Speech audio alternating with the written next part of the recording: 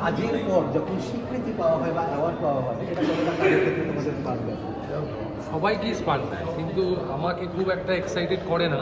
আমাকে নিন্দাও এক্সাইটেড করে না, আমাকে অ্যাপ্রিসিয়েশনও এক্সাইটেড করে না। এটা কেন জানি না, সেই ওই গ্র্যান্ডটা আমার মধ্যে নেই বোধ হয়, ওই একটা যে কোষ সেটা মনে হয় নেই। কিন্তু ন্যাশনাল অ্যাওয়ার্ড এমন একটা অ্যাওয়ার্ড, সেটার দিকে সবাই মুখিয়ে থাকে এবং কী করে পায় সেটা আমরা প্রত্যেকেই জানি। যে কর্মঠ একজন ডিলিজেন্ট না হলে ন্যাশনাল অ্যাওয়ার্ডের মতো অ্যাওয়ার্ড পাওয়া খুবই মুশকিল আমাদের দেশে অন্তত।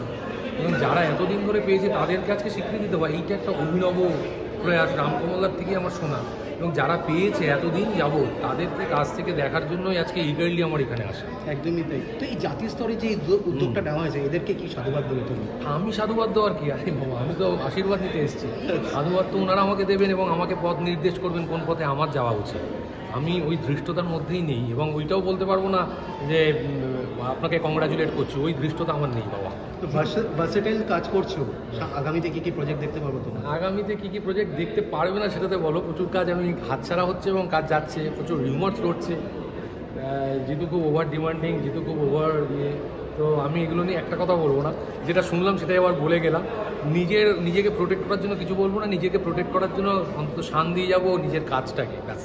কিন্তু একটা প্রশ্ন আছে, সেটা হচ্ছে মানুষ ছবিতে তোমার অভিনয় নিয়ে সবাই প্রশংসা করেছে, কিন্তু ব্যক্তিগতভাবে অভিনেতা হিসেবে তোমার কি উপলব্ধি হয়েছিল মানুষের ওই চরিত্রটা? আমার অপরাজিত করার পর যা উপলব্ধি, মানুষ করার পরও তাই উপলব্ধি। আমি আমাকে আমার ডিরেক্টর 100% চেয়েছে, আমি আমার চেষ্টার দিক থেকে 200% দেওয়ার চেষ্টা করেছি। কতটা দিতে পেরেছি সেটা তো মানুষ বলবে, ক্রিটিকরা বলবে।